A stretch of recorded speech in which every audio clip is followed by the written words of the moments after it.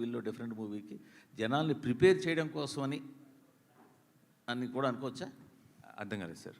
ఈ ట్రైలర్ ఇంత ముందుగా వదలడం కానీ సెన్సార్ ఇంత ముందుగా ఇదంతా కూడా జనాల్ని ఈ సినిమా పట్ల ప్రిపేర్ చేయడానికి కూడా అనుకోవచ్చా? No, actually the most prepare చేయడానికి ఏం కాదు సార్. ఎందుకంటే actually the most violent shot of the teaser and trailer రెండు కలిపి చూసుకుంటే టీజర్లో పడిపోయింది మోస్ట్ వైలెంట్ షాట్. సో అదే ప్రిపేర్ చేసేసింది. It is just that excitement పెంచడానికి. అంటే ఇప్పుడు చాలామంది ఏమవుతుందంటే ఇప్పుడు రీసెంట్గా వైలెన్స్ ఎక్కువ ఉన్నప్పుడు ఆటోమేటిక్గా violence for the sake of violence అని డౌట్లు వస్తున్నాయి. ముందు ఆ డౌట్ క్లారిఫై చేసేయాలి. ట్రైలర్లో ఫస్ట్ షాట్ అందుకో వేసినట్టున్నారు.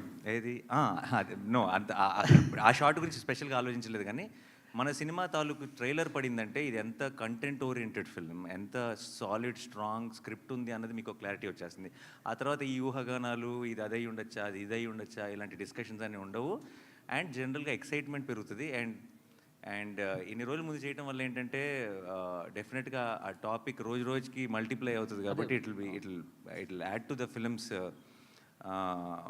బజ్ అని అనిపించింది. అండ్ మాకున్న స్ట్రాంగ్ కంటెంట్ మీద నమ్మకం. And everything is very just content అంటే చాలా థియేట్రికల్ కంటెంట్ అది. అంటే ఇట్స్ జస్ట్ నాట్ చాలా ఇంట్రెస్టింగ్గా చాలా బ్యూటిఫుల్గా రాశారనో రైటింగ్ అనో ఇంకోటనో కాదు. అన్ని డిపార్ట్మెంట్లు కలిసి ఒక గ్రేట్ థియేట్రికల్ ఎక్స్పీరియన్స్ ఇవ్వడం కోసం తీసిన సినిమా.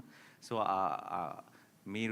మీకు ఆ ఐడియా వచ్చేసిందంటే ఆ ఎక్సైట్మెంట్ ఆల్రెడీ స్టార్ట్ అయిపోతుందని ట్రైలర్.